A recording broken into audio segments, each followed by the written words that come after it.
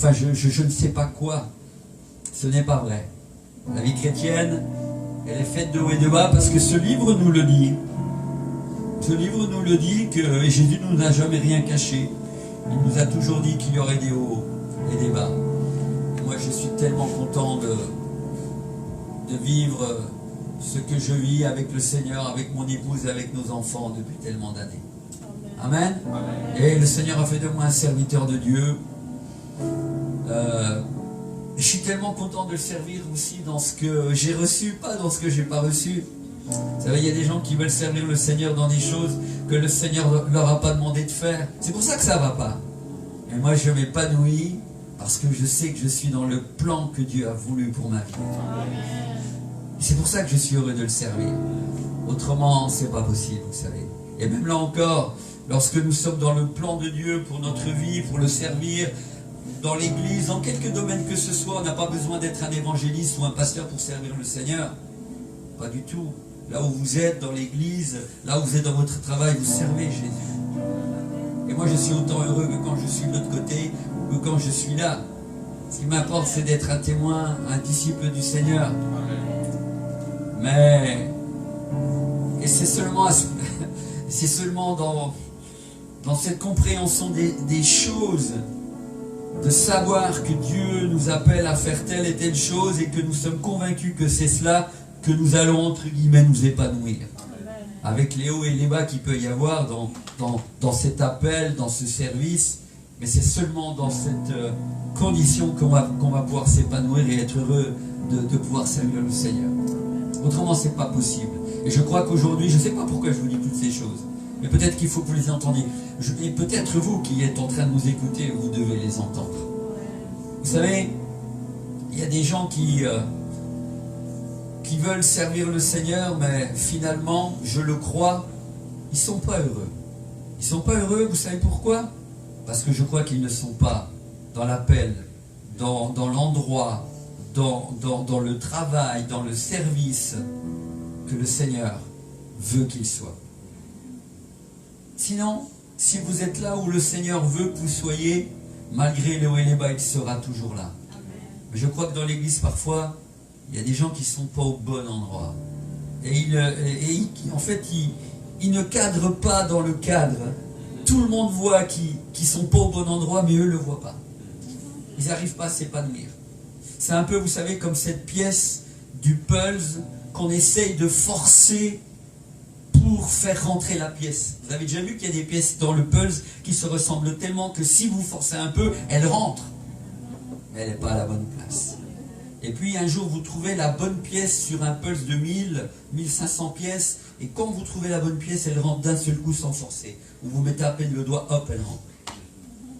Et là, vous êtes à la bonne place. Et moi, je crois que parfois dans nos églises, des gens ne sont pas épanouis dans l'œuvre de Dieu, dans ce qu'ils font, parce que tu n'es pas à la bonne place.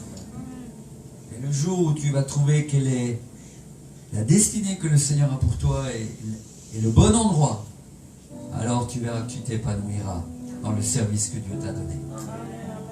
Et moi, je bénis le Seigneur de m'avoir donné la grâce de visiter tellement de nations. J'aurais jamais pensé visiter toutes les nations que j'ai visitées. Mais pourquoi? C'est parce que Dieu était dedans. C'est parce qu'il y avait l'appel de Dieu. Autrement, je n'aurais pas pu le faire. C'est impossible d'aller dans des endroits comme j'ai été si le Seigneur n'était pas là. Mais le Seigneur est bon envers chacun de nous. Et vous n'avez pas besoin d'aller dans les nations comme moi pour vous épanouir, pour être reconnu, pour être dans un ministère. Vous savez, être missionnaire, être un disciple de Jésus, ça commence quand vous sortez de vos maisons. Dès que vous sortez du palais de votre porte, vous êtes en mission. Et vous n'avez pas besoin, comme il est dit dans ce qu'on a mis sur l'affiche, ce verset de Marc 15 et aussi de Matthieu 28, où il est dit « Allez par toutes les nations, faites des disciples, prêchez la bonne nouvelle ». La prêcher, ça commence, voilà, dès qu'on sort de notre maison, on est appelé à tous être des témoins. Tous, dans votre travail, vous êtes appelés à être un témoin lorsque vous êtes dans la rue. Il y a tellement de gens qui sont perdus, qui ne connaissent pas Jésus. Et ici, il y en a tellement au Québec. Quand j'entends que combien? 33 millions, 34 millions de personnes qui habitent ce grand pays, le Canada, une surface énorme. Il y a environ, sur 34 millions à peu près d'habitants, il y a environ quoi? 3 millions d'habitants. 3 millions d'habitants. 3 millions et quelques de chrétiens évangéliques. C'est ce qu'on m'a dit, hein, environ. Ben, c'est rien du tout, mes amis. Vous savez qu'il y a du travail ici.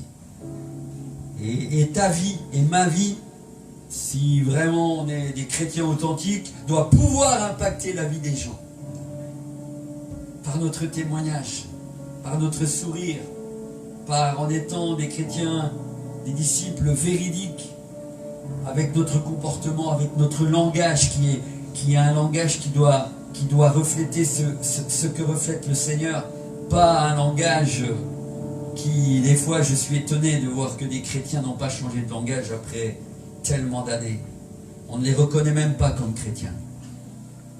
Et parfois ça m'attriste de voir que le langage ne change pas. Après tellement d'années de conversion, on entend encore des choses qui ne sont pas belles. Il y a un chrétien authentique qui change. Il se laisse changer par le Seigneur jour après jour. Et surtout, il applique ce livre. Tu ne mentiras point. Tu ne convoiteras point. Tu ne déroberas point. Je vous dis ce que dit la Bible. Vous dites, ah oui, mais un chrétien, il ne ment pas. Il y a des chrétiens qui continuent à mentir. Des chrétiens qui peut-être dérobent encore. Dérober, ce n'est pas simplement physiquement. Hein. On peut voler d'une autre manière. Et mes amis, après on dit on n'est pas béni. Mais on n'est pas béni parce qu'on n'applique pas la parole de Dieu. Donc c'est très important. Voilà, donc je ne sais pas, une introduction un peu comme le Seigneur l'a voulu, certainement. J'aimerais chanter, juste avant encore de partager pendant quelques instants la parole de Dieu. Alors en général, quand je vais dans une église, en général je chante toujours un chant avant de prêcher. Et le chant que j'ai choisi ce soir, c'est ce chant-là justement, m'approcher de Dieu, c'est mon bien. Mais en général, c'est pas celui-là que je choisis. Hein. C'est étonnant parce que aujourd'hui je me disais, mais allez, je vais chanter celui-là en introduction, mais c'est pas celui-là que je chante habituellement. Hein. Donc vous voyez, j'ai été inspiré. Parce que votre église aime bien ce chant. Mais il n'y a pas que votre église. Hein. C'est un chant qui a toujours marqué un peu les gens qui l'écoutent parce que c'est un beau chant. Pas simplement parce que c'est un beau chant, c'est vrai un beau chant, parce qu'on retient la mélodie, mais ce chant, il est beau parce que les paroles sont belles. Hein. N'oubliez pas que ce chant a été écrit à partir du verset, alors c'est le psaume 73, il a été écrit à partir du psaume 73, et c'est le dernier verset du psaume 73, ça doit être le verset 28 si j'ai bonne mémoire, qui dit « Pour moi, m'approcher de Dieu, c'est ce qu'il y a de meilleur. » Et c'est Asaph, en fait, qui dit ça dans le moment difficile qu'il traverse. Lisez ce psaume, il est extraordinaire. Le psaume 73, justement pour ceux qui disent que la vie chrétienne, tout va bien, on n'a jamais de problème. Alors lisez le psaume 73, vous verrez que Asaph, qui était le conducteur de la louange, dans un moment difficile il a failli renier le Seigneur. Il dit, j'allais glisser, etc. Il dit, il regarde aux gens du monde. Et il dit, regarde Seigneur, ils sont pleins d'embonpoint, ils n'ont pas de problème. Et moi, j'essaie d'actualiser le texte. Et moi qui te sers, j'ai des problèmes. Ah bah, si tu es chrétien et que tu as des problèmes, je vais te rassurer tout de suite, c'est normal. C'est si tu n'en as pas que je me ferai du souci. Mais un chrétien qui a des problèmes, c'est normal. Tant qu'on sera sur la terre, il y aura des hauts et des bas, n'oubliez pas ça. Il y aura de la souffrance. Mais il y aura des joies aussi avec le Seigneur. Et lui, dans ce moment qu'il vit, croyez-moi, c'est pas facile. Hein. Mais à un moment donné, ça c'est la première partie, on voit qu'il va glisser, qu'il n'est pas bien. Mais à un moment donné, qu'est-ce qui fait qu'il va finalement avoir la réponse de Dieu face à toutes ces questions qu'il se pose? C'est qu'il dit, jusqu'à ce que je puisse pénétrer dans les sanctuaires de Dieu. Et pénétrer dans les sanctuaires de Dieu, c'est venir devant le Seigneur dans la prière. Amen. Et quand tu as un problème, je vais te dire une chose, avant d'aller voir ton pasteur, et toi aussi qui me regarde, qui nous écoute ce soir, avant d'aller voir ton pasteur, va d'abord voir le Seigneur. Donne-lui la primauté sur tout ce que tu vis. C'est ce que j'essaie de faire, en tout cas pour ma propre vie. Avant d'aller voir mon pasteur ou d'aller voir qui que ce soit, un frère, une sœur, je vais voir Jésus avant. Et si le Seigneur ne me donne pas spécialement de réponse, peut-être qu'à un moment donné, j'irai en parler à mon pasteur ou aux responsables qui sont en place, à quelqu'un avec qui j'ai une confiance.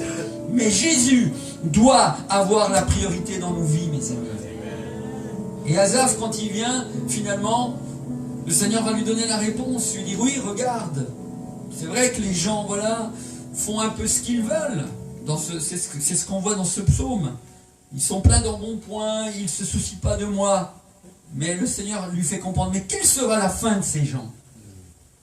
Ça sera la perdition éternelle, mes amis. Parce que tu peux faire ce que tu veux sur la terre, tu es libre, mais un jour tu rendras compte pour ta vie. Amen. Et finalement, le Seigneur lui fait comprendre ça. Vous pourrez lire dans le psaume 73.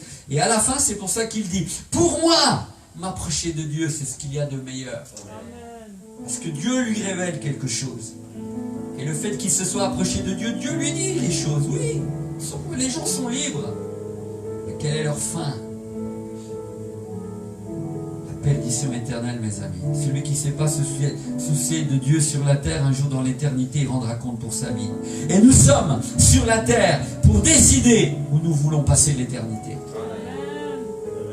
Nous sommes sur la terre pour décider où nous voulons passer l'éternité. C'est vrai pour ceux qui ne le connaissent pas, mais c'est vrai aussi pour nous chrétiens.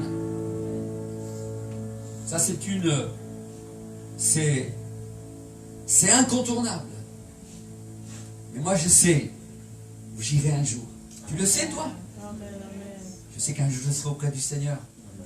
Parce que je lui ai donné ma vie et tout au long de ces années, non seulement je lui ai donné, mais je ne l'ai pas reprise.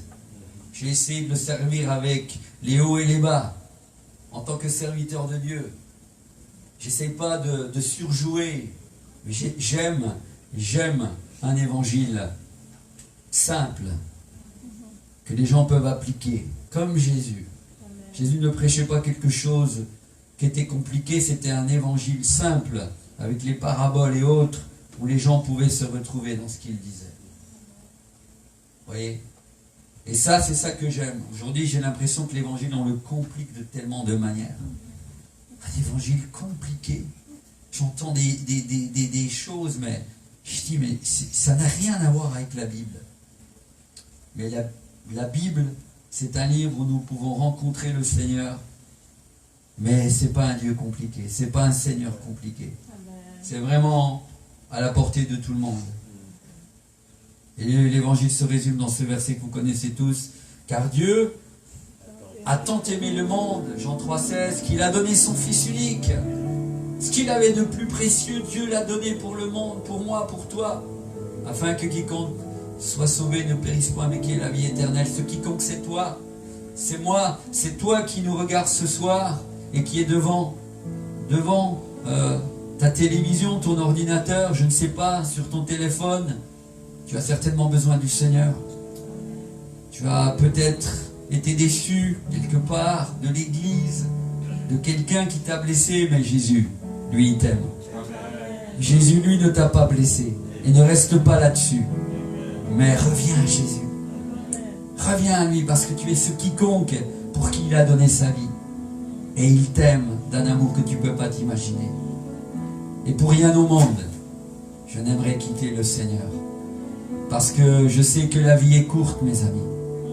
La vie est tellement courte. On n'est rien du tout. Du jour au lendemain, hop, la vie nous est prise. Et nous sommes d'un seul coup de l'autre côté. Et si tu n'as pas réglé ta vie, comme le dit un de mes chants, pour ceux qui connaissent un peu mes albums, il y a un chant que j'ai intitulé, que j'ai composé, c'est un slam qui s'appelle « Sans Jésus, tu es perdu ». Et si ce soir, tu ne peux pas répondre à cette question, j'ai Jésus dans ma vie, alors tu es perdu pour l'éternité. Et des fois on pose la question aux gens, mais est-ce que tu as Jésus dans ta vie? Ah oui, mais vous savez, je fais de bonnes choses, je fais du bien aux pauvres, je ne suis pas quelqu'un de mauvais. C'est pas ce que je te demande, est-ce que tu as Jésus dans ta vie?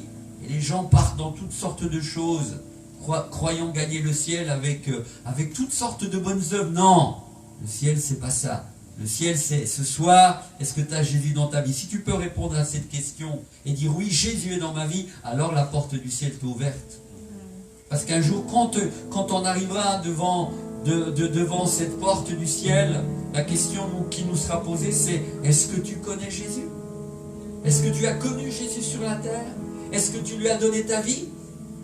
Si tu ne peux pas répondre, et si tu n'es pas dans le registre du ciel, tu n'y entreras pas. Mais c'est important de se poser ces questions. Et aujourd'hui, je suis un chanteur évangéliste, et je m'aperçois que finalement, j'en parlais encore cet après-midi avec un jeune qui est en stage finalement qui est en stage ici pastoral, qui est un membre de notre église. Il est là avec son épouse et son fils. Je les ai rencontrés cet après-midi. Et finalement, c'est vrai qu'on parlait à un moment donné du fait, enfin je lui parlais du fait qu'aujourd'hui, moi je suis un évangéliste, et parfois je m'aperçois, donc, et je lui disais, tu sais, mon ministère c'est vraiment de sauver, de prêcher aux perdus. C'est ce qui m'anime. En gros, je lui disais cela. Mais je lui disais aujourd'hui, en fait, je prêche et j'aime les perdus, mais dans l'église aujourd'hui du Seigneur, il y a des gens qui sont à l'église, mais parfois ils sont perdus. Moi, je crois qu'aujourd'hui, on a besoin de faire de l'évangélisation, pas rien qu'aux gens du monde, mes amis. Il y a tellement de gens aujourd'hui qui sont dans l'église, moi j'ai l'impression qu'ils sont perdus. Parce que leur vie ne montre pas qu'ils connaissent le Seigneur. Leur vie ne montre pas qu'ils ont des convictions basées, fondées sur la parole de Dieu. Mais tu leur poses des questions, ils ne connaissent rien pratiquement de ce livre. Ils ne sont pas fondés sur les Écritures. Ils font des fois n'importe quoi, ils disent n'importe quoi. Et je crois qu'aujourd'hui, eh bien, on va évangéliser dehors, et on essaie de gagner des gens qui sont perdus dehors. Mais je crois que dans l'église, il y a des gens qui ont besoin de renaître de nouveau, de se convertir, de revenir à l'essentiel, de revenir et de donner sa vie à Jésus, de revivre peut-être une nouvelle naissance. C'est une réalité, mes amis, parce qu'il y a tellement de gens qui peut-être à un moment donné ont été déçus de l'église, ont été blessés et partent. On les voit, ils sont dans la nature, des fois ils retournent dans le monde. Et je comprends, des fois c'est vrai que l'église parfois blesse des gens. C'est vrai que parfois l'église elle fait du mal. Parce qu'on n'a pas été compris, on a été mal conseillé. Est-ce une raison pour laisser tomber le Seigneur? C'est un homme qui peut nous décevoir, c'est pas Jésus. Et à un moment donné, si tu reviens, le Seigneur peut te guérir de cette blessure, de cette déception. Et il faut que tu pardonnes. Et l'église aujourd'hui, il y a besoin d'évangéliser l'église. Et c'est étonnant parce que cette soirée, donc si vous avez vu l'affiche, c'était enseignement et évangélisation. C'est ce que j'ai communiqué au pasteur. Et franchement, c'est pas mon message de ce soir, ce que je suis en train de vous dire. Mais je me laisse conduire. Parce que je crois que le Seigneur veut cela. Et je suis en train de faire de l'évangélisation et de l'enseignement. Et vous savez, malgré que je suis un évangéliste, finalement, tout au long de ces années, le Seigneur m'a conduit dans plein d'endroits et dans plein d'églises, eh bien, non pas simplement à faire de l'évangélisation, ce qui est mon appel en tant qu'évangéliste, mais la plupart du temps, j'ai aussi passé beaucoup de temps à encourager et enseigner les églises dans le b.a.-ba de l'évangile. C'est bon, tu peux arrêter. Non, c'est bon, tu peux arrêter de jouer. C'est quand même incroyable. La plupart de mon temps, je l'ai aussi passé à enseigner le b.a.-ba, les choses du début, le lait spirituel. Parce que il y a une immaturité parfois dans les églises, chez les chrétiens. Il y a des choses qu'ils devraient savoir depuis longtemps, que d'ailleurs c'est ce que dit Paul. Il dit, vous avez encore besoin des rudiments, vous avez encore besoin de lait, alors que vous devriez déjà désirer la nourriture solide, et cette parole. Même Paul fait la remarque à une église. Mais c'est ce que je vis. Je m'aperçois qu'aujourd'hui, finalement, les gens ont encore besoin d'être nourris, ont besoin qu'on leur prêche un évangile, un évangile simple, mais c'est des choses que parfois on devrait déjà savoir. Mais non, il y a des gens qui ne savent pas.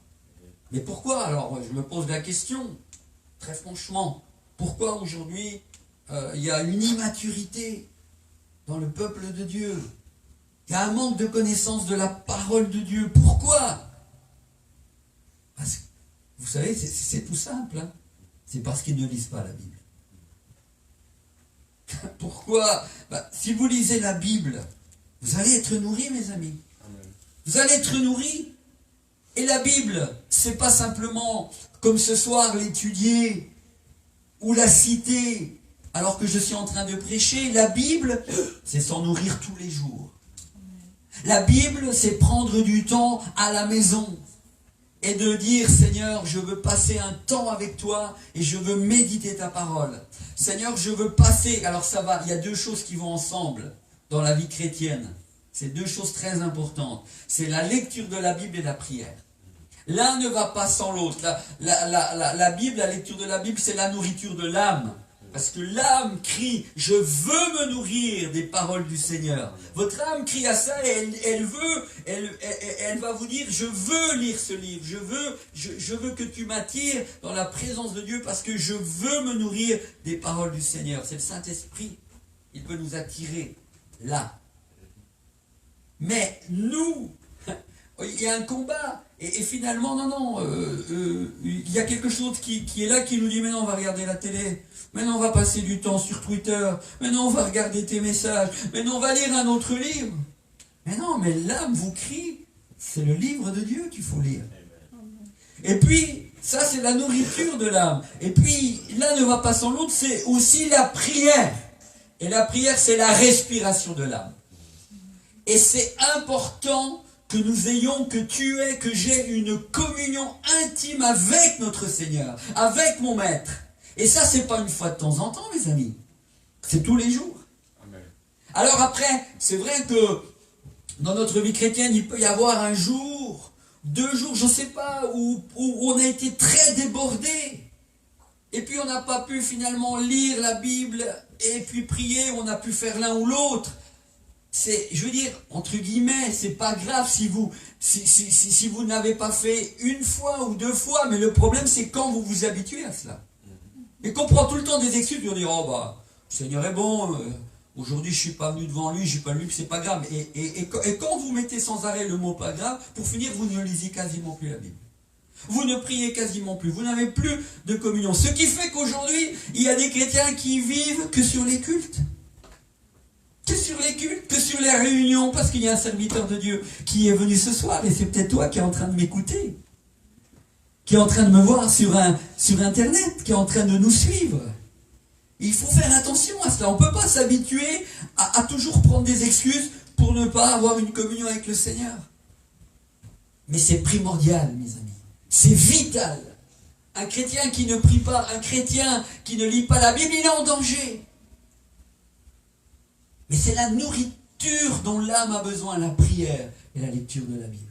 Parce qu'aujourd'hui, il y a des chrétiens qui disent, j'aimerais tellement voir Jésus. Oh, si je pouvais le voir. Ah bon?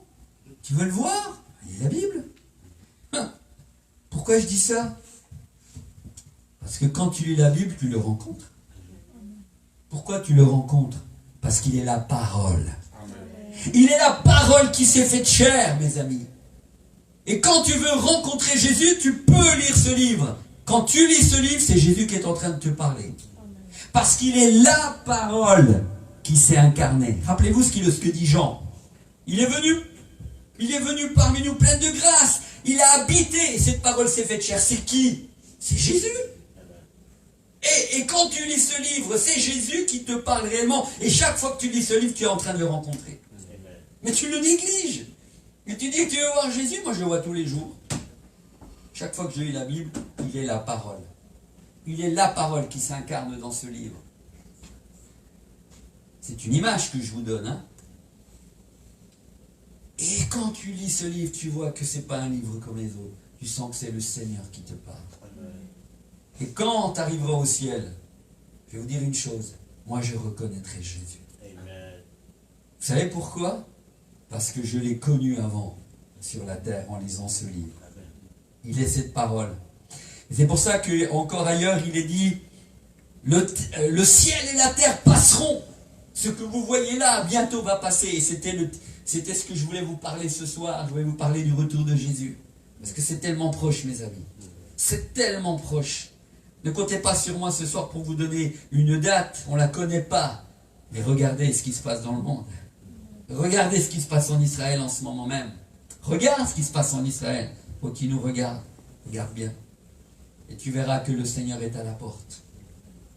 Mais donc, Jésus a dit, le ciel et la terre passeront, tout ce qu'il y a là un jour passera, sera détruit. Mais Jésus dit, mais ma parole, ce qu'il y a écrit dans ce livre ne passera pas. Parce que, quand j'arriverai au ciel, pourquoi je vais le reconnaître, Jésus? Parce que je l'ai déjà rencontré et je le connais au travers de ce livre. Il est la parole que je reconnaîtrai aussi dans le ciel. Et quand j'arriverai au ciel, alors je verrai des anges qui seront en train de louer. À droite, il y aura des myriades d'anges. Et puis à un moment donné, je vais peut-être devoir me faufiler au milieu de ces anges. Et puis à un moment donné, là-bas sur le trône, il y aura l'agneau de Dieu. Celui qu'on adore jour et nuit. Celui devant qui les 24 vieillards se prosternent pour l'adorer. Et moi, je verrai ça. Mais avant qu'on me dise, j'aurais pas besoin de dire, mais où est l'agneau? J'aimerais le voir. Non, on n'aura pas besoin de me le dire. Là, je dirai, c'est toi, Jésus. C'est toi, l'agneau. Seigneur, c'est toi que j'ai vu sur la terre. Quand je méditais cette parole, c'est toi. C'est toi, je te reconnais et je me prosternerai devant le roi des rois. Et je dirai, c'est toi, Seigneur. Est-ce que tu vas le reconnaître? C'est simplement en lisant ce livre. Tout passera. Sa parole ne passera pas. Je vais encore vous dire une chose. Le seul langage, c'est important ce que je suis en train de vous dire. Le seul langage que Jésus parlera dans le ciel, c'est ce qui est écrit dans ce livre. Rien d'autre. Rien d'autre. Parce que Jésus ne reniera pas sa parole. Il est la parole. Et ce qui est écrit dans ce livre est saint. Et il parlera de la même manière. C'est pour ça que Jérémie dit, dans le chapitre 1er, il veille sur sa parole. Si tu es en train de suivre, donc, je ne suis pas en train de te dire n'importe quoi. Tu peux discerner par toi-même que ce que je suis en train de te dire est vrai. Parce que l'Esprit du Seigneur, il est là. Et je sais qu'il est en moi, parce que je ne prêche pas n'importe quoi. Mais par contre, parfois, je regarde sur Internet ce qui se passe, ce qui se dit, et je vois tout et n'importe quoi. Ça m'attriste de voir que des hommes se proclament serviteurs de Dieu et annoncent des choses qui sont contraires à la vérité. Contraires à ce que dit ce livre. Mais moi, je ne veux pas prêcher n'importe quoi. Je veux prêcher ce qu'il y a. Et je prêche ce soir, pour toi qui nous écoutes, pour vous qui nous suivez, je prêche un évangile simple. L'évangile de Jésus-Christ. Je prêche la parole de Dieu. Cette parole, c'est Jésus. C'est Jésus que j'aime. C'est Jésus qui est la vérité. C'est Jésus qui est le rocher sur lequel nous pouvons nous appuyer. Il est la pierre angulaire. Il est celui qu'on adore dans l'église vraie sur la terre. Mais aujourd'hui, il y a des églises qui disent qu'elles adorent Jésus, mais finalement Jésus n'y est plus. Ils adorent des concepts, ils adorent des façons de faire, ils sont dans des programmes, mais Jésus n'y est plus. Parce que le vrai évangile a disparu.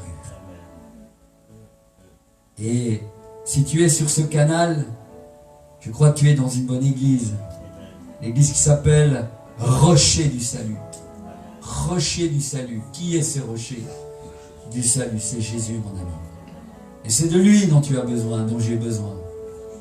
Il n'y a rien au-dessus du rocher du salut. Il n'y a rien au-dessus de ce rocher qui est Jésus. Avec lui, tu ne seras jamais ébranlé. Tu seras ébranlé avec des de chercher à manger à droite, à gauche. Et ils se sont trompés. Mais il y en a encore aujourd'hui qui l'annoncent pour 2024, 2025. Mais pourquoi je suis en train de vous dire ça? Parce que ce qui est étonnant quand on lit Matthieu 24, pour parler que de ça, mais il y a tellement d'autres choses.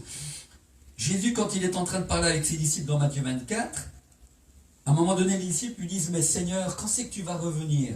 Et Jésus leur dit, oui, je vais revenir à tel endroit au Canada, au Québec, à telle heure, à tel moment, faudra vous préparer?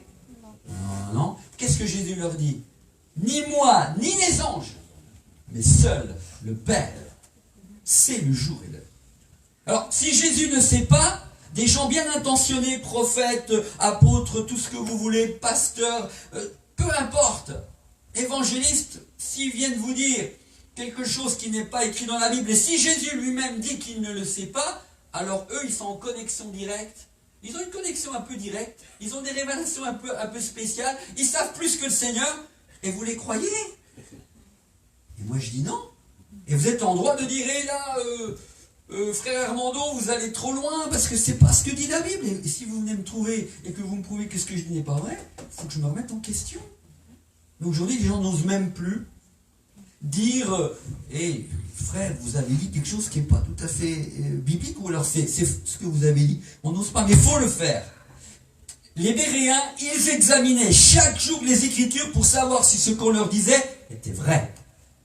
Mais nous, non, on dit, on n'examine même plus, on dit, et comme on a peu de connaissances, alors non seulement on ne vérifie pas, mais comme on a peu de connaissances, on ne retient pas la parole de Dieu, donc le Saint-Esprit ne peut pas prendre de ce qu'il y a en nous de la parole pour dire non, non, c'est faux là. Vous savez, David disait dans le psaume 119 et le verset 11, il disait ça, il disait, je serre ta parole contre mon cœur afin de ne pas pécher contre toi. C'est quoi serrer la parole de Dieu contre son cœur pour ne pas pécher contre Dieu? C'est la connaissance que nous avons de lui. Plus tu le connais, plus tu connais ses commandements, ses lois, ses ordonnances, ses préceptes, tu les serres comme David serrait contre ton cœur, et ça va t'empêcher de pécher. Bah oui, parce que c'est la connaissance de la parole qui fait que Jésus me dit ça. Le Saint-Esprit te le rappelle, tu ne dois pas le faire. Et dis donc, je serre tes commandements. Et quand tu entends des choses que tu as serrées contre ton cœur parce que tu les emmagasines, eh bien le Saint-Esprit te dit non, mais attends ce que tu es en train d'écouter, là ce qu'ils sont en train de dire sur Internet, là ce que la sœur est en train de dire dans l'église, ce n'est pas vrai. Vous comprenez? Mais ça, pour ça, il faut lire la Bible.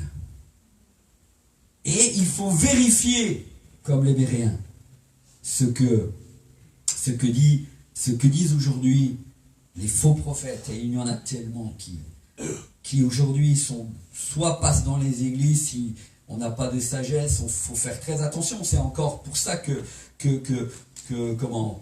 l'apôtre Paul dira, dans les derniers jours, il y aura des doctrines de démons jusqu'à séduire qui? Les élus de Dieu. Il ne dit pas les gens du monde, jusqu'à séduire en fait les élus de Dieu, les chrétiens. Ça veut dire, dans les temps de la fin, avant la venue du Seigneur, des doctrines de démons s'infiltreront dans l'église, jusqu'à nous séduire, vous séduire, vous qui nous écoutez. Et sur le net, encore une fois, il y a tout et n'importe quoi, il y a à boire et à manger. Mes amis, faites attention à ce que vous regardez, à ce que vous écoutez. Il y a de bons enseignements, je suis d'accord, mais il faut avoir du discernement pour savoir si vous êtes vraiment sur un canal où c'est une église qui prêche réellement ce que dit l'évangile. Ou si vous êtes en train d'écouter des gens qui se sont autoproclamés dans tel et tel ministère et on ne les connaît nulle part. Faites très attention, mes amis. Voilà, il y a une amitié avec le pasteur Kalonga, on se connaît depuis des années. Il sait, il reçoit mes nouvelles. Quand je lui ai téléphoné, je dis, mais dans mon planning, j'ai de la disponibilité, est-ce que je peux revenir dans l'église? Pourquoi il a permis que je revienne dans l'église? Parce qu'il me connaît. Je ne suis pas un étranger qui n'est connu, quelqu'un qui voyage, qui prêche l'évangile, je suis connu nulle part. Mes amis, il y a quelque chose qui ne va pas quand vous n'êtes pas connu. Ah mais, il y a des gens qui disent, ah mais, tu sais, moi je fais partie de la grande église. La grande église du Seigneur. Oui, mais tu sais, quand tu fais partie de la grande église du Seigneur, ça passe par l'église locale. Parce que si tu n'es pas connu dans l'église locale, et si on ne te reconnaît pas dans ton ministère, dans ton appel, dans ton service, dans un simple service que tu fais dans l'église, hein, balayer la salle s'il faut. On dit oui, ce frère, il est connu dans l'église parce qu'il balaye la salle. C'est vraiment quelqu'un de fidèle. Hein.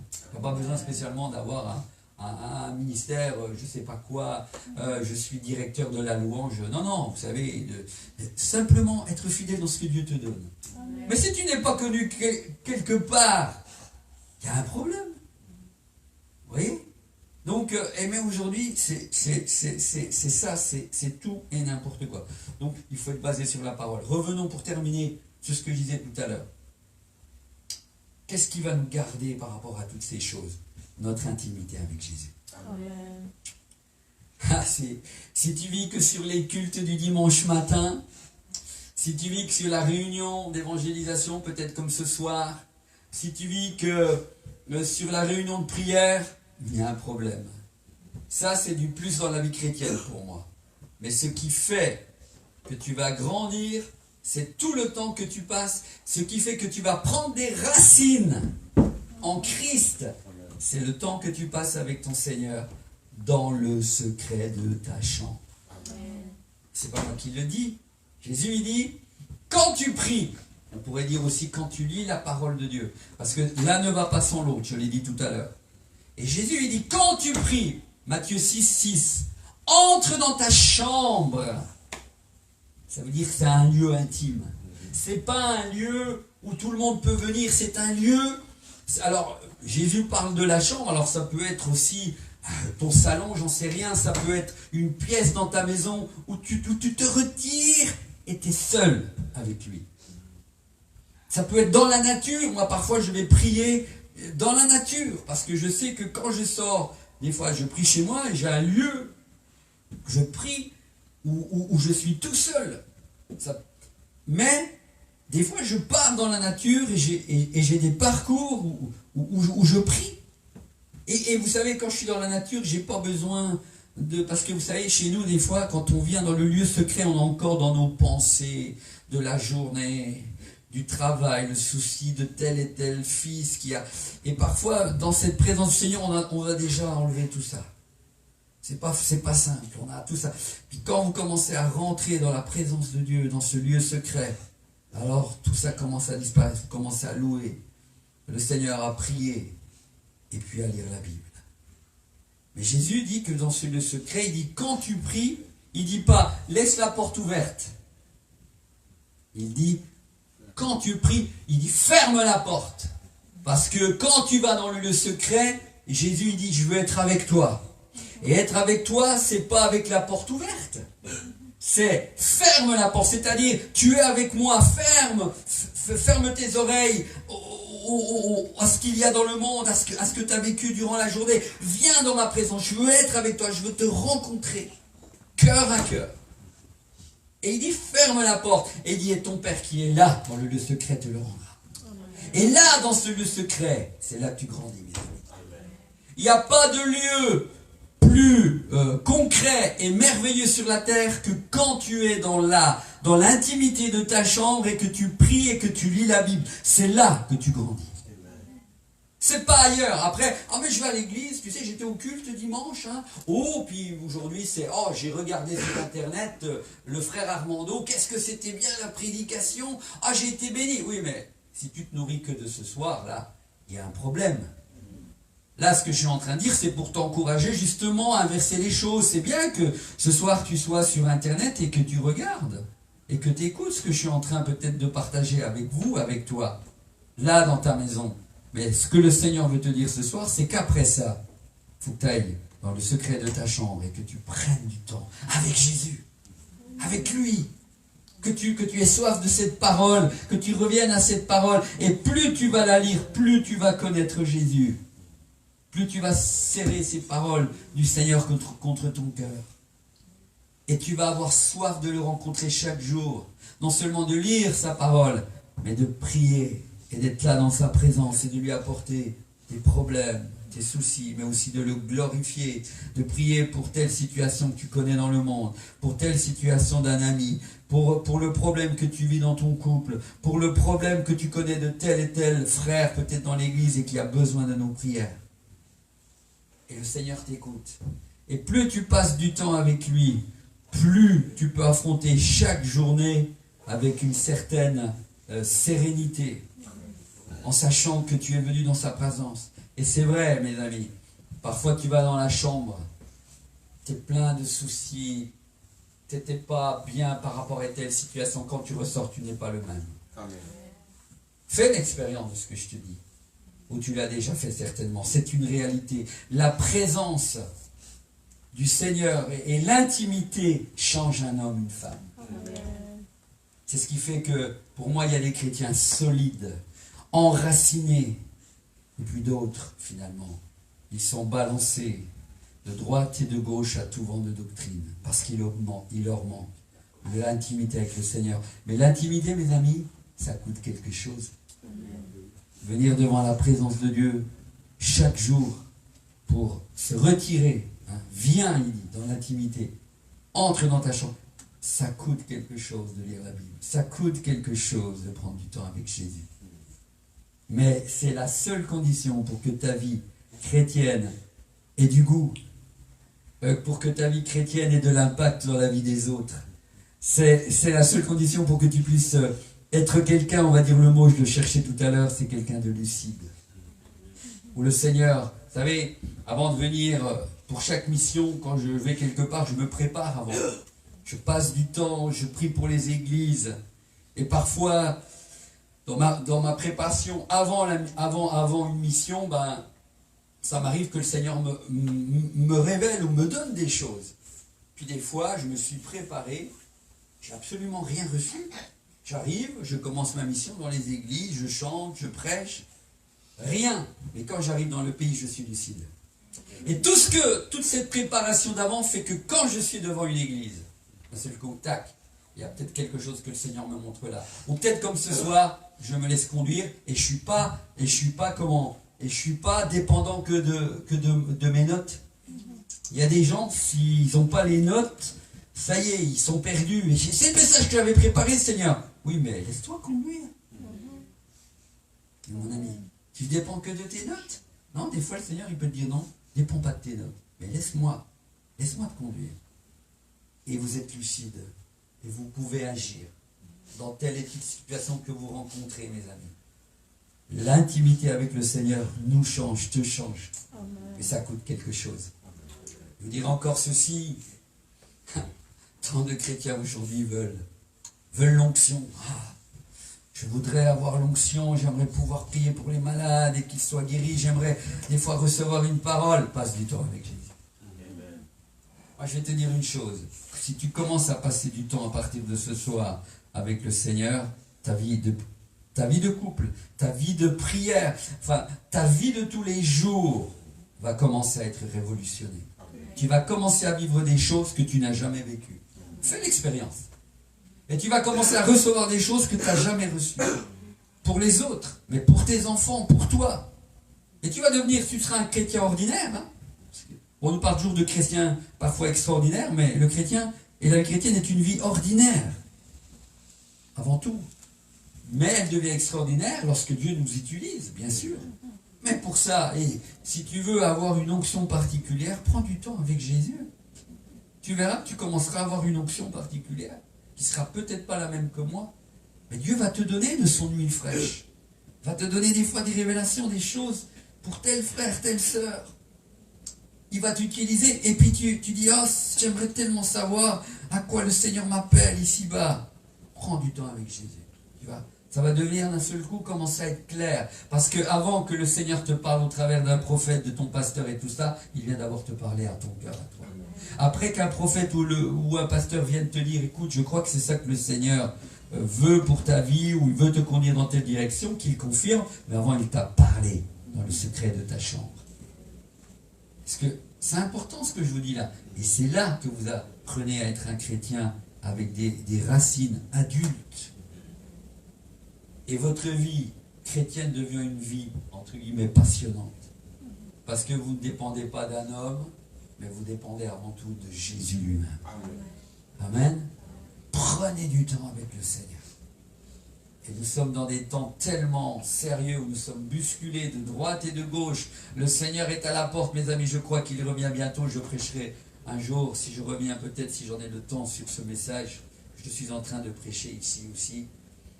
Mes amis, on va être surpris par la venue du Seigneur soudaine. C'est une réalité. Et vous croyez que tout le monde sera enlevé? Seulement ceux et celles qui auront eu une intimité avec le Seigneur. C'est vrai ce que je vous dis. Parce que ceux qui sont lucides, c'est ceux qui vivent dans l'intimité avec Jésus. C'est ceux qui connaissent sa parole. C'est ceux qui ne se laissent pas embarquer pour tout et n'importe quoi. Qui critiquent à tout va, qui sont jamais contents. Parce que ils ne se nourrissent pas de la parole de Dieu. Il y a toujours quelque chose qui ne va pas. Mais l'intimité du Seigneur, elle nous change. Elle nous change. Elle nous transforme parce que Jésus, dans cette intimité, vient nous rejoindre, les amis. Dans cette intimité, Jésus nous rejoint. Mais c'est tellement bon. C'est tellement bon d'être avec lui. Mais ça coûte quelque chose. Et je vous encourage les uns et les autres à prendre du temps avec le Seigneur parce qu'il est à la porte. C'est une réalité. Et nous ne serons pas tous enlevés. Ça, c'est pas vrai. Allez, je termine encore avec ça. Qui a été enlevé finalement? Quand on lit Matthieu 24 où Jésus nous parle des signes avant sa venue, alors Jésus nous parle des signes.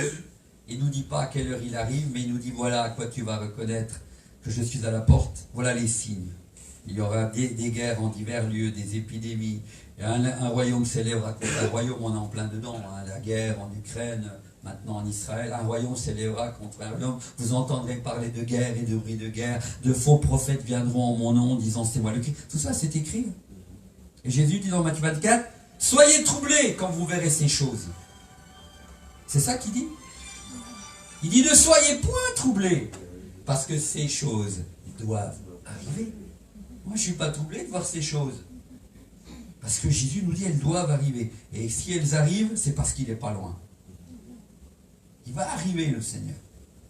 Et donc, qu'est-ce que je voulais dire par rapport à ça? C'est que donc Jésus nous donne les signes. Il ne nous dit pas quand c'est qu'il revient, mais c'est aussi que nous reconnaîtrons, c'est très important, que Jésus arrive. Et là, ils sont là devant nos yeux. Et puis, juste après Matthieu 25, il y a finalement cette parabole des vierges sages et des vierges folles. C'est Jésus qui en parle. Et dans ces vierges sages, il est dit 5 étaient prêtes et 5 ne l'étaient pas. 5, au début de la parabole, on voit que c'est ce que je voulais partager avec vous, juste quelque chose encore là-dessus. Au début, quand on lit la parabole, il dit tout était en route pour aller à la rencontre de l'époux. Au début, on ne sait pas vraiment celle qui avait de l'huile, celle qui n'en avait pas. Et on sait qu'elles sont en route. Et puis, au moment où on entend la voix qui dit « Allez à la rencontre de l'époux », il est dit qu'à ce moment-là, c'est un peu l'affolement entre ces vierges sages, ces vierges folles. Celles qui étaient prêtes à aller à entrer dans la salle des noces vont à la rencontre de l'époux. Celles qui n'en avaient pas demandent « Donnez-nous de vos tuiles car nos lampes s'éteignent ». Et elles n'en donnent pas. Pourquoi? Parce que déjà, d'une part, le salut, c'est personnel. Et on ne peut pas partager cette huile, ce liquide précieux. Pourquoi elles disent non, on ne peut pas vous en donner, allez en chercher ceux qui en vendent. Parce que on ne peut avoir que cette huile, que ce liquide précieux, dans la mesure où nous sommes en communion avec le Seigneur Jésus. Et quand nous sommes en communion, dans cette chambre, dans cette intimité, jour après jour, il nous renouvelle. Il nous donne de son huile fraîche et il déverse cette huile dans nos cœurs. Qui a été enlevé? Les 5 vierges sages. Qu'est-ce que représente cette huile? Elle représente l'amour du Seigneur. C'est dit dans Romains 5,5, l'amour de Dieu est répandu dans nos cœurs par le Saint-Esprit. Donc, ça représente l'amour du Seigneur qui est répandu dans nos cœurs. C'est ce liquide précieux. Sans amour, on ne peut pas attendre le Seigneur Jésus, mes amis. On attend que ceux qu'on aime. Les gens qu'on aime. Si on n'a pas d'amour pour quelqu'un, on ne l'attendra pas. Et des femmes, parfois, ont attendu leur mari qui est allé à l'armée pendant des années. Mais parce qu'elles avaient de l'amour pour leur bien-aimé, elles l'ont attendu, elles sont restées fidèles. Et quand on aime quelqu'un, on l'attend. Quand on aime une tante, Quand quelqu'un dit à notre enfant, tu sais, la tante Intel de RDC va venir.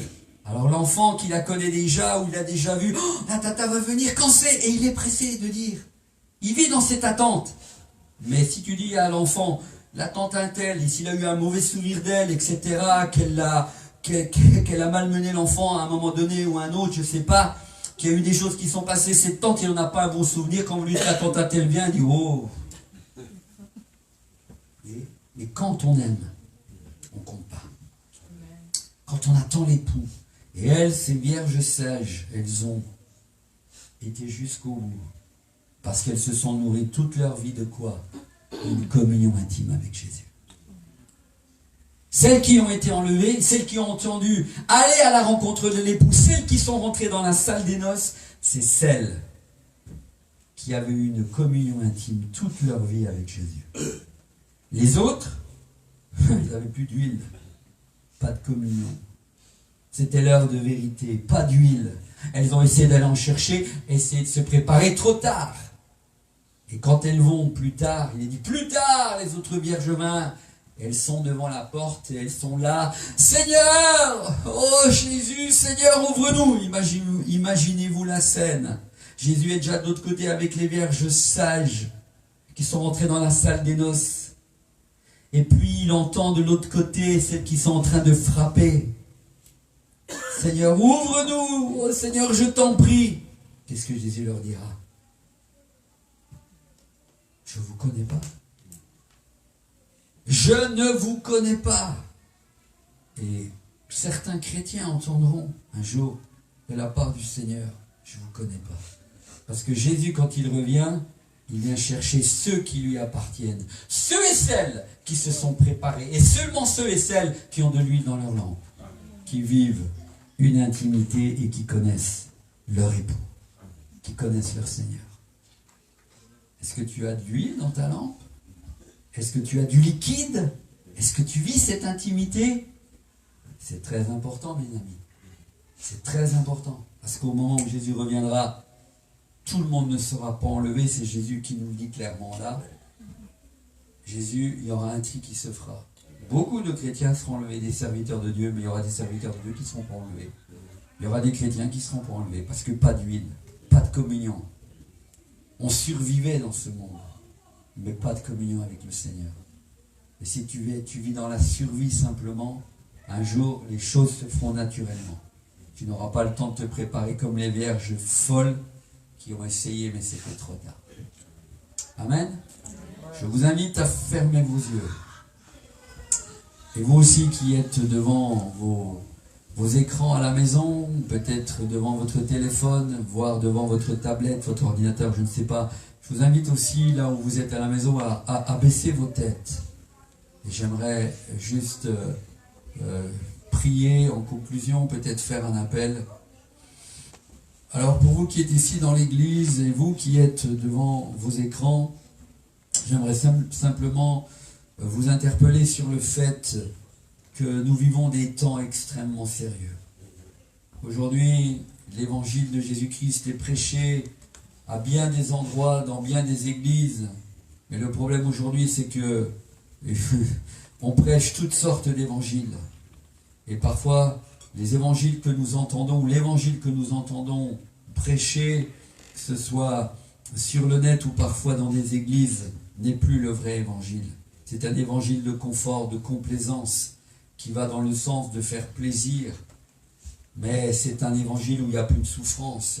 C'est un évangile où on aime mettre des programmes, on aime mettre toutes sortes de choses pour distraire le peuple, distraire les gens. Mais finalement, le Seigneur n'y est plus. Le Seigneur, il y a des églises, je crois que le Seigneur n'y est plus. Et c'est comme cette image où le Seigneur est, dans Apocalypse 3:20, c'est comme si le Seigneur était derrière certaines églises en train de frapper, pour qu'on lui ouvre la porte et finalement on ne lui ouvre pas. Parce qu'on n'entend même plus la voix du Seigneur, on ne reconnaît même plus que derrière la porte, c'est Jésus qui est en train de frapper et qu'il veut souper, manger avec nous, qu'il veut tout simplement avoir une communion, retrouver une communion avec son église, avec son épouse. Mais aujourd'hui, on est tellement dans des choses contraires à la parole de Dieu, dans des programmes, dans des choses qui distraient le peuple, mais en fait ne le nourrissent pas.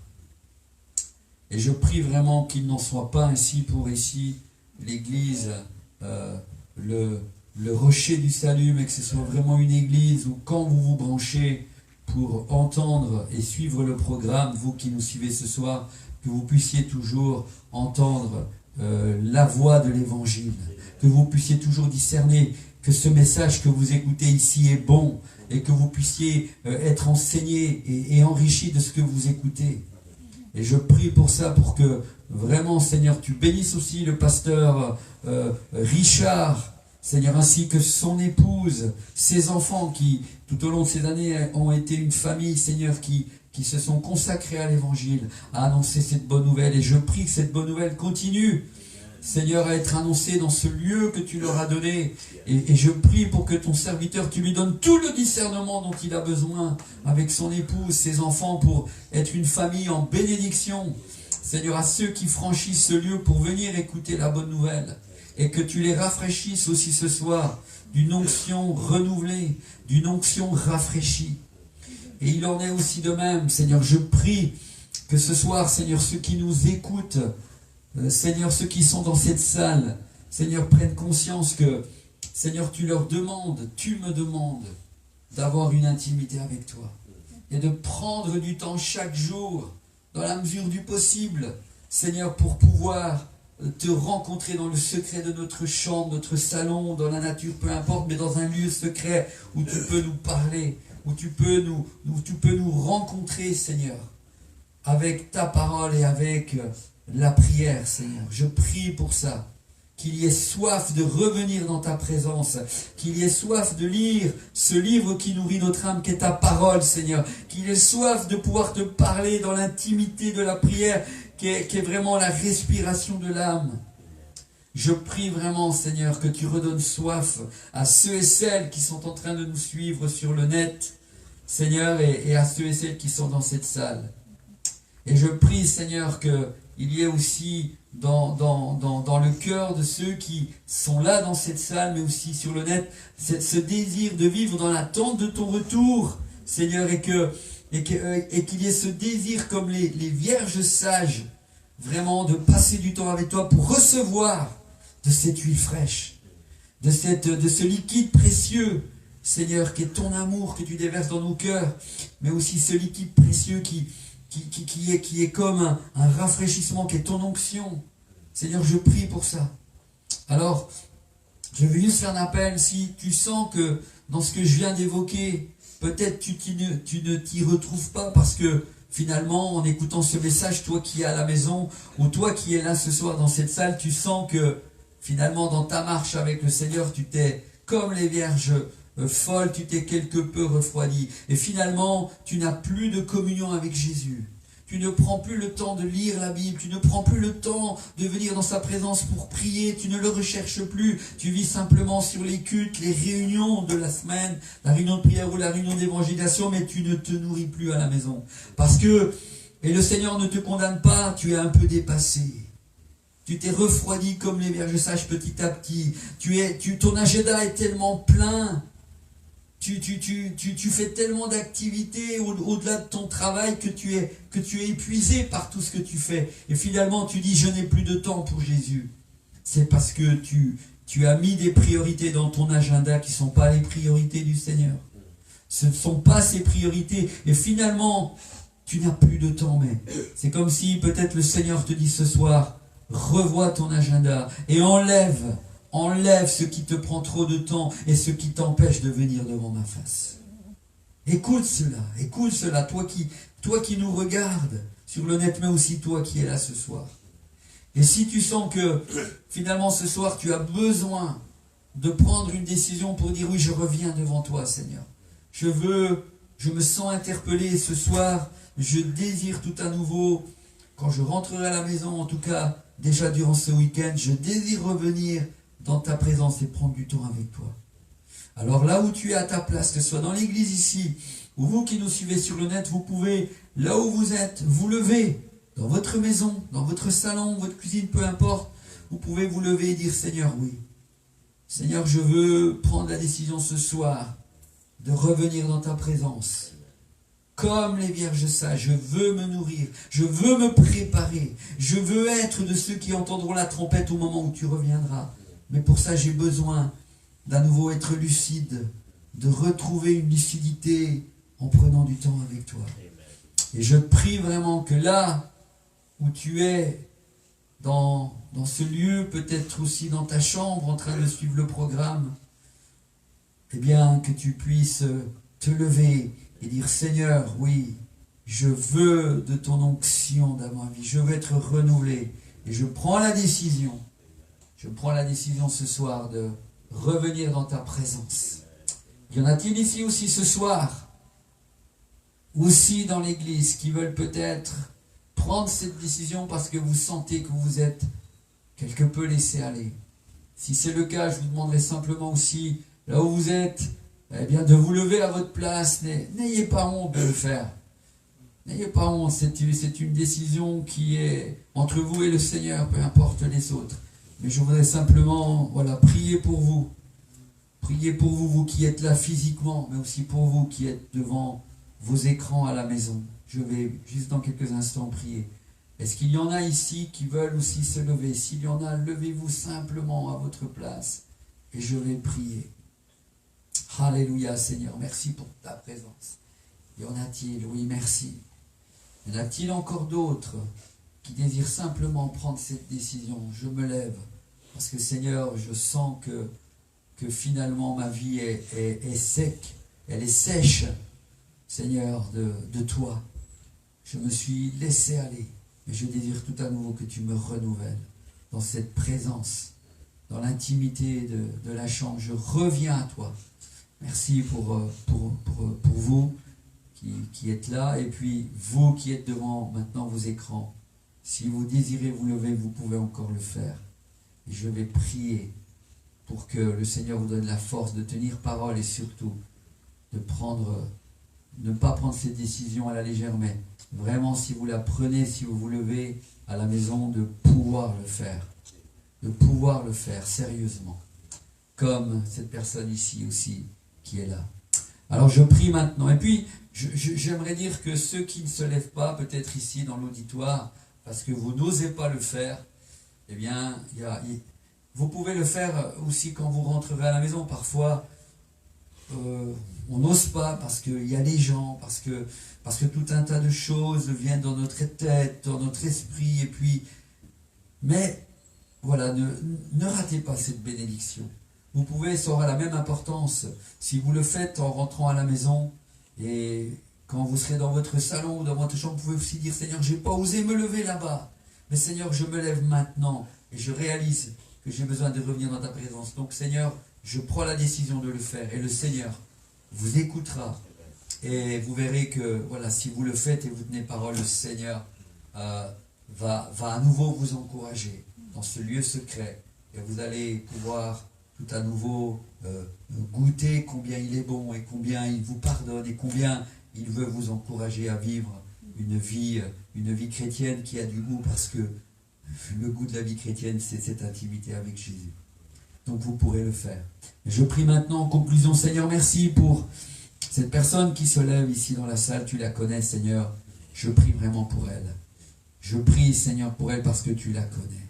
Et je prie, Seigneur, qu'à partir de ce soir, Seigneur, tu puisses lui donner cette grâce de revivre ce qu'elle a déjà vécu par le passé. Ces moments d'intimité avec toi, dans le secret de sa chambre, la joie de relire la parole de Dieu, de prendre le temps de prier, de te rencontrer, d'écouter ta voix. Je prie que tout à nouveau tu encourages cette personne. Oh Seigneur, merci. Merci Jésus, parce que tu lui donnes la force de pouvoir le faire. Et je sais que vous avez connu ça autrefois. Je sais que vous avez connu ça. Mais votre vie, finalement, par des hauts et des bas, finalement, petit à petit, vous vous êtes quelque peu éloigné de cette intimité avec le Seigneur. Mais sachez qu'il ne vous en veut pas. Et vous êtes arrivé dans cette salle, finalement, vers la fin du message, mais c'est ce que vous deviez entendre. Et le Seigneur veut vraiment te dire, toi qui t'es levé tout à l'heure, vous qui vous êtes levé, je ne t'en veux pas. Mais ce soir, tu as pris une décision, tiens là. Reviens à nouveau à ce que tu as goûté autrefois. et je vais à nouveau te rencontrer. Et ça, c'est pour vous qui vous êtes levés ici. Et ça peut peut-être aussi te parler à toi qui es en train de nous écouter, de nous suivre. Et je prie pour tous ceux et celles qui nous ont suivis et qui sont en train de nous écouter. Je prie que chacun de vous, vraiment, le Seigneur puisse aussi vous renouveler dans cette intimité tout à nouveau. Et ne vous condamnez pas, parce que le Seigneur ne vous condamne pas. Mais ce soir est un jour nouveau qui commence pour toi, qui est sur le net et qui est en train de nous suivre. Que le Seigneur vraiment, le Seigneur veut t'encourager à goûter à nouveau combien il est bon et combien dans cette présence, il veut te révéler des choses, il veut à nouveau te serrer dans ses bras, il veut à nouveau te rencontrer cœur à cœur. Mais prends le temps de venir devant lui. Et que chacun de vous, vous soyez bénis au nom de Jésus, que ce soit ceux qui sont ce soir ici, mais vous aussi qui êtes devant vos écrans, au nom de Jésus. Amen. Amen.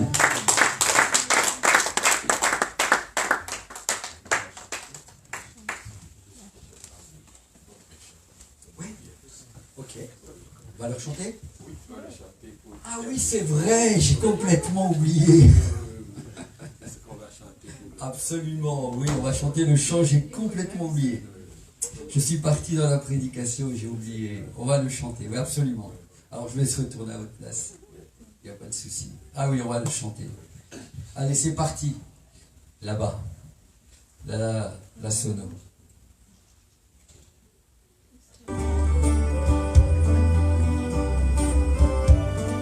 Allez, monte un peu le son. C'est bon. C'est mon bien. C'est mon bien.